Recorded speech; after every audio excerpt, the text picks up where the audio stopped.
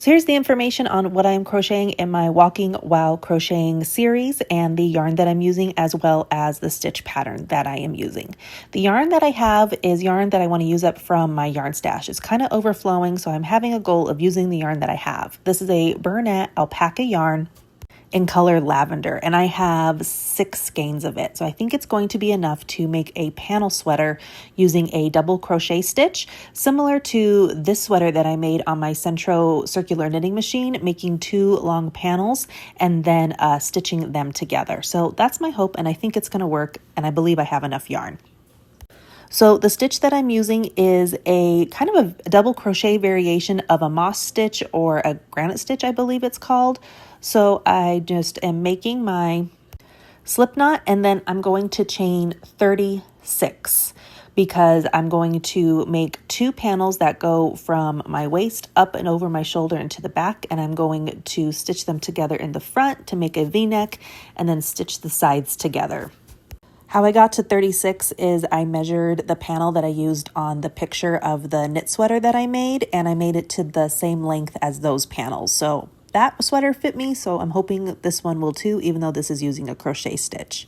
And I believe each panel will take 2 skeins each, because I did 1 full skein to see how long it is, and I think that's long enough for the front. It might be 2.5 skeins per. If I have enough yarn left over, I might make some longer sleeves, but if not, I'll just make like kind of a little cap blouse crochet sweater, similar to, again, the one that I made on my Centro circular knitting machine. So now I have chained 36, just getting the last few stitches done here. And once I have 36 done, here's what our chain's going to look like. So now that we have 36 chains done, we're going to work in the foundation chain to create our first row for our double crochet moss stitch. That's what I'm going to call it. So I want to chain 2, and then we are going to work in the 3rd chain from the crochet hook. So from our crochet hook, we count 1, 2, and we're going to go into the 3rd one. So 1, 2, 3, right there. Now we're going to do a double crochet, yarn over, insert in the 3rd chain from the hook. So we have 3 loops on our hook, yarn over, pull through 2 loops on our crochet hook, yarn over, pull through the last 2. Now we're going to do a chain 1 and just yarn over and pull through that 1. So now we're going to skip our next chain and work into the following one. So skip 1 chain. So that's chain, would have been chain 4 from the hook. We're going into chain 5. And we're going to do a double crochet again. Pull through 2, pull through 2, and now chain 1. Skip the next chain and work a double crochet into the following chain. And this is the pattern we're working all the way down, where we double crochet in 1 chain, chain 1,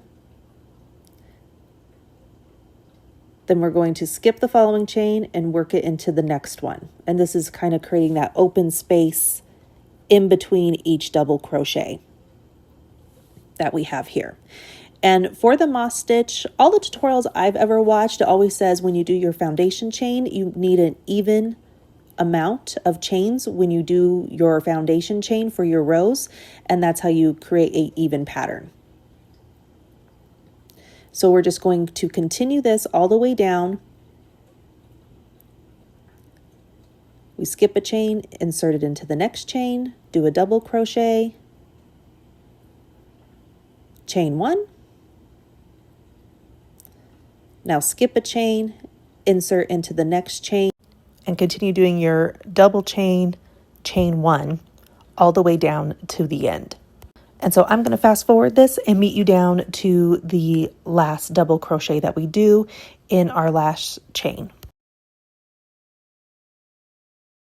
So now for our very last double crochet, we want it to be in the very last chain right by our slip knot that we made. So this is why if you don't end up going into that very last chain, you've done an odd number of chains. And so that's why you want to make sure it's even. So there's my last double crochet. And then here is what the foundation row looks like.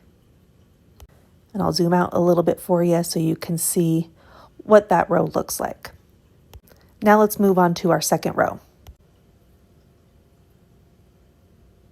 So we ended at just a double crochet in our last chain of our foundation chain right by the slip knot.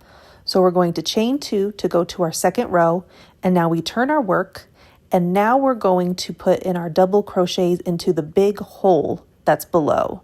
So we're going to double crochet, and then same pattern, chain 1 to skip the double crochet below it, and now work another double crochet into the big hole, chain 1, skip the double crochet into the big hole next to it, double crochet into it, chain 1, and that's the pattern again. We're going to double crochet into the large opening below, chain 1, and do that all the way down till we get to the end of our row.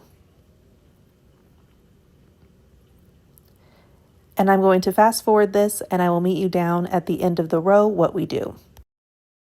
Okay, so now we're at the end of the row. So we have one big opening, then you're going to see one tiny opening right there. So we're going to double crochet into the large opening, chain 1, and then we want to do one more double crochet into this teeny opening right here at the very end. So just in between there. And there is our second row. Now we're going to chain 2. And then here is what it's going to look like after having 2 rows done. So we've chained 2, turn our work, and now we're going to work on row 3. And it's the same pattern again. We're just working our double crochet stitches into the large openings, chain 1, and then continue to work the next double crochet into the following large opening. And we do this all the way down again, just like we did row 2. And that is the pattern. And we are going to make this for as long as we want our panel to be. So this could be a scarf. I'm going to make a very long panel for a sweater. I haven't finished how long I want it yet, so I don't know how many rows I'm going to do yet. I know for sure it's going to be at least 2 skeins of this yarn because I fully did 1 skein and it made it where I thought about the length I want for the front, but it's going to go up and over the shoulder and back down the back. So I believe it's going to be 2 skeins. I'll see how many rows of yarn that gets me, and then I might need to add about a half a skein if I want it a little bit longer. So I'm going to fast forward this to the end. Just do your double crochet, chain 1, and I'll meet you down at the end. Okay, so down here at the end, I'm doing my last double crochet, chain 1, and now again we have a double crochet and then our chain 2 right next to each other. In between that double crochet and chain 2, we're going to do our last double crochet to end our row. And there's what row 3 looks like. So we have row 1, 2, and 3. And now we're going to chain 2, turn our work, and we're going to follow the same pattern for the next row. And again, the pattern does not change. You're going to make this as long as you would like it. So it really makes a nice scarf. I'm going to make it a panel for a sweater. So I think I'm going to have 2 panels and put them together. If you need it larger, you would want to make your foundation chain with more chains. And if you want it smaller, just make less chains. But again, always make sure that you start out with an even amount of chains for your foundation chain, and then the pattern should work.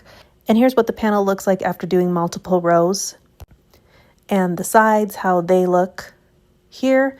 And the reason why I really like this pattern is because it gives really nice texture, but it also gives really nice stretch, even though it's crochet.